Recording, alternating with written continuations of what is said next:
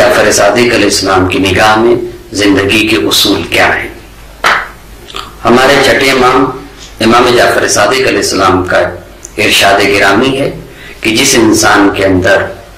5 باتیں نہ پائی گئی یا ان 5 باتوں میں سے کوئی ایک چیز نہ پائی گئی، وہ اس لائق نہیں کہ اس کے ساتھ زندگی گزاری جائے۔ آپ کا ارشاد ہے اولھا الوفا، وہ انسان جس کے اندر وفا نہ پائی جائے وہ اس لائق نہیں کہ اس کے ساتھ زندگی گزاری جائے۔ وفا، اللہ کے ساتھ وفا، رسول اللہ کے ساتھ وفا، اہل بیت نبی کے ساتھ وفا، دین کے ساتھ وفا، والدین کے ساتھ وفا، دوست و احباب کے ساتھ وفا، پڑوسی کے ساتھ وفا اور دیگر تمام لوگوں کے ساتھ وفا کرنا، اور اسی کو دین کہتے ہیں۔ اور قرآن کی جس آیت کو آپ کی خدمت میں پیش کیا، قرآن نے بھی کہا وَاذْكُرْ فِي الْكِتَابِ إِسْمَاعِيلَ إِنَّهُ كَانَ صَادِقَ الْوَعْدِ وَكَانَ رَسُولًا نَبِيًّا، کتاب خدا میں اسماعیل کو یاد کریے، وہ وعدے کے سچے تھے اور ہمارے بھیجے ہوئے نبی تھے۔ قرآن کریم نے جہاں مومن کی علامات بتائی ہیں، وہیں کے اوپر مومن کی پہچان میں سے ایک پہچان یہ کہ مومن وعدے کی وفا کرتا ہے اور امانت دار ہوتا ہے۔ والذین لاماناتہم وعہدہم راعون، مومن وفادار ہوتا ہے اور امانت دار ہوتا ہے۔ اسی طرح سے حدیث میں کہ ان الوفاء بالعہد من علامات اہل الدین، وعدے کی وفا کرنا یہ دیدار انسان کی پہچان ہے۔ اگر انسان دیدار ہے تو وہ وعدے کی وفا کرے گا۔ حدیث میں یہ بھی آیا ہے کہ لا ایمان لمن لا عہد لہ، جو انسان وفادار نہ ہو گویا وہ دین نہیں رکھتا ہے۔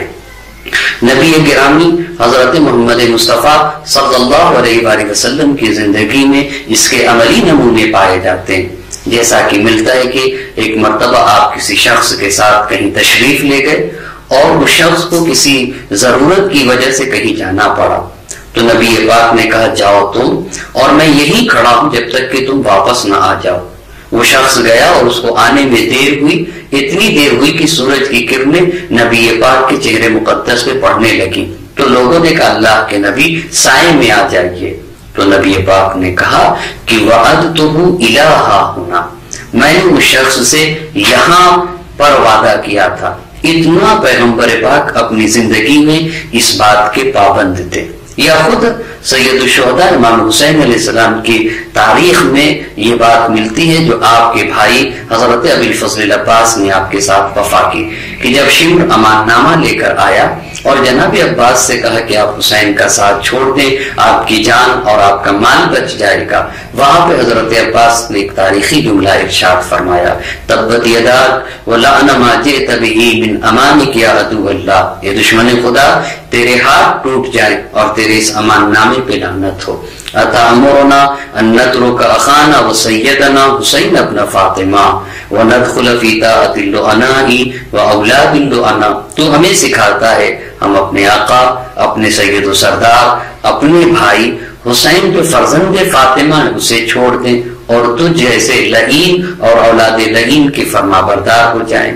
اتؤمننا وابن رسول اللہ لا امان لہ، تو ہمیں امان دیتا ہے جبکہ فرزند رسول کو امان نہیں ہے۔ تو دیکھ ایسے امان نامے پہ لعنت ہو جس میں ہمیں تو امان مل جائے لیکن زہرا کے لال حسین کو امان نہ ملے۔ میرے چھٹے امام نے کہا جس انسان کے یہاں وفا نہ پائی جائے،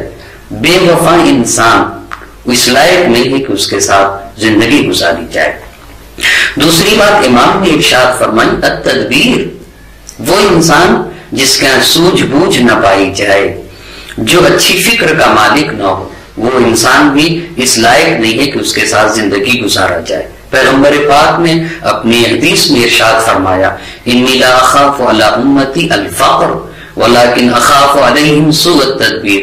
مجھے اپنی امت سے اس بات کا خوف نہیں ہے کہ میری امت فقر میں مبتلا ہو جائے گی، میری امت غریب ہوگی، ولیکن اخاف علیہم سوء التدبیر، لیکن مجھے اپنی امت سے اس سلسلے میں ڈر ہے کہ میری امت کج فکری ہو جائے، میری امت کے لوگ جاہل اور نادان رہیں، انہیں اچھا سوچنا نہ آئے۔ لیکن سوال یہ ہے کہ انسان کی فکر کب صحیح و سالم ہوتی ہے؟ چھٹے امام امام جعفر صادق علیہ السلام کا ارشاد ہے العالم بزمانہ لا تہجم علیہ اللوابس، وہ انسان جو زمانے سے واقف ہو، وہ انسان جو حالات سے آگاہ ہو، سخت سے سخت ماحول میں اپنے تحفظ کا اور اپنے بچاؤ کا سامان فراہم کر لیتا ہے۔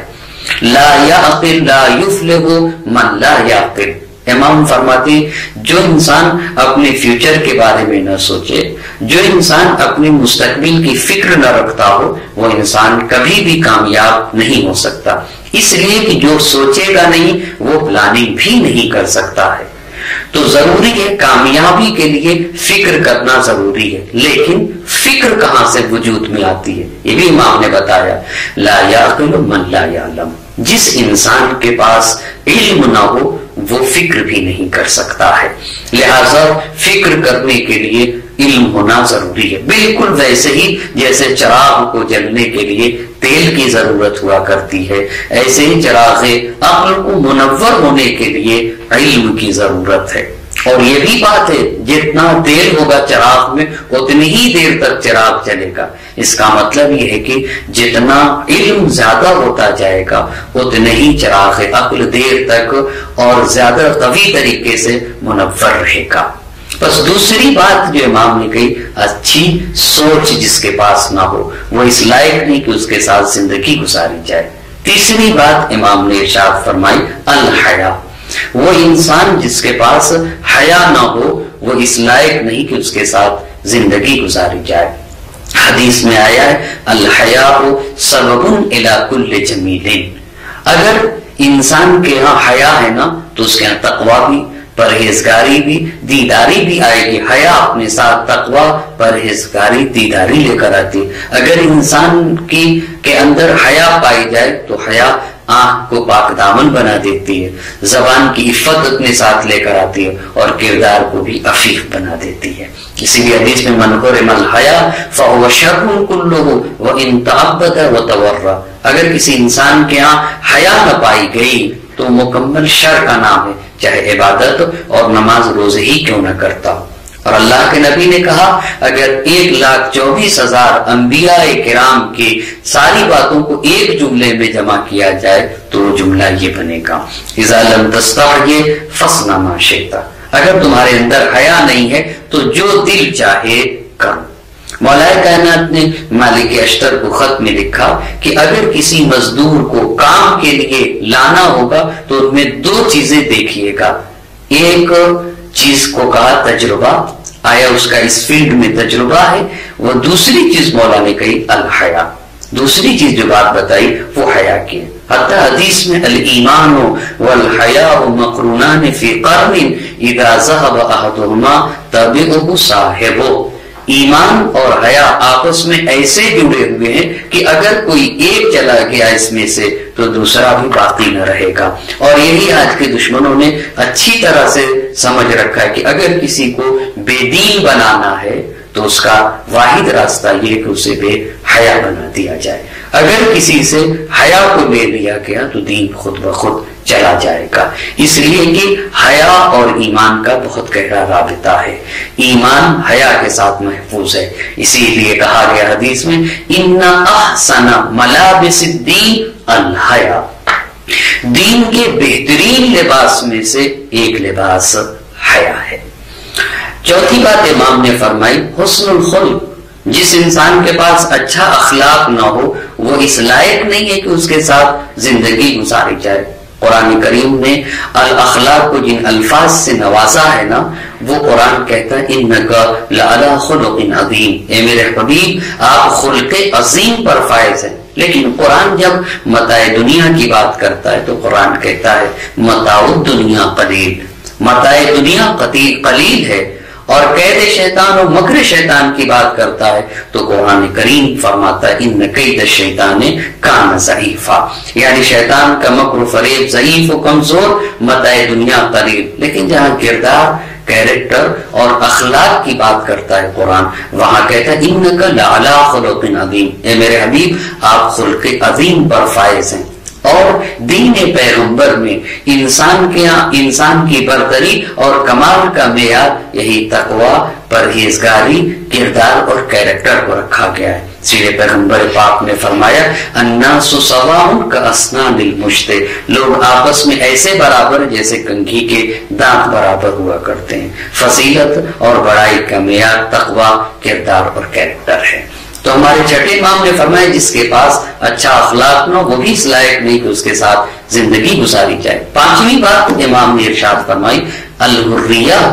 وہ انسان جس کا ضمیر آزاد نہ ہو، جس کے ہاں حریت نفس نہ پائی جائے، وہ اس لائق نہیں کہ اس کے ساتھ زندگی گزاری جائے۔ حریت نفس کی مثال یوں، اگر میری کسی شخص سے لڑائی ہو جائے اور پھر میں جا کر اس کے بیوی بچے کو ستاؤں، اس کا مطلب یہ ہے کہ میرے اندر حریت ضمیر نہیں پائی جاتی ہے۔ لڑائی کسی شخص سے ہے اور اس کے درخت کو جا کر کاٹ دوں، سوال یہ ہے کہ اس انسان کے درخت نے میرا کیا بگاڑا تھا، یا اس کی گاڑی کو پنچر کر دوں، یا اس کی گاڑی کو خراب کر دوں،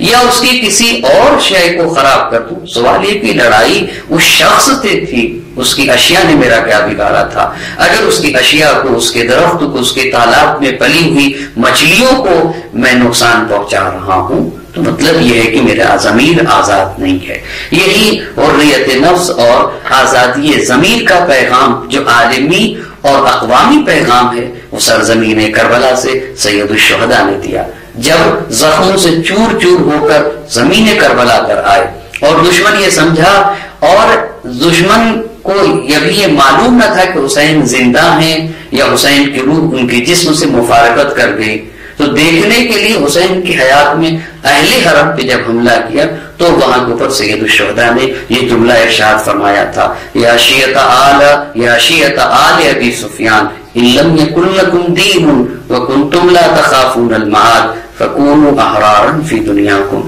اے شیعہ آل ابی سفیان اگر تم دین نہیں رکھتے ہو، اگر تمہیں قیامت پر ایمان نہیں ہے تو کم از کم اپنی دنیا میں حر بن کے رہو۔ یہ بتاؤ جنگ حسین سے ہو رہی ہے، لڑائی حسین سے، حسین کے اہل حرم نے کیا بگاڑا ہے، لہذا حسین کی زندگی میں اہل حرم پر حملہ کرنے کا کیا معنی ہوتا ہے۔ حسین سے لڑو جب تک حسین زندہ ہے، حسین تمہارا مقابلہ کرے گا۔ اس کا مطلب یہ ہوا کہ حریت نفس جس انسان کا نہیں، آزادی ضمیر جس کے پاس نہیں، وہ اس لائق نہیں کہ اس کے ساتھ زندگی گزاری جائے۔ میرے چھٹے امام نے زندگی کے یہ 5 اصول دیے کہ جس کے ساتھ زندگی گزارنا ہے اس کے اندر پہلی چیز دیکھنا ہوگی وفا، دوسری بات اچھی فکر، تیسری چیز حیا، اور چوتھی بات امام نے ارشاد فرمائی اچھا اخلاق، اور پانچویں بات جو سب سے کامل اور سب کو جمع کیے ہوئے اپنے اندر وہ ضمیر کا آزاد ہونا ہے۔ السلام علیکم ورحمۃ اللہ وبرکاتہ۔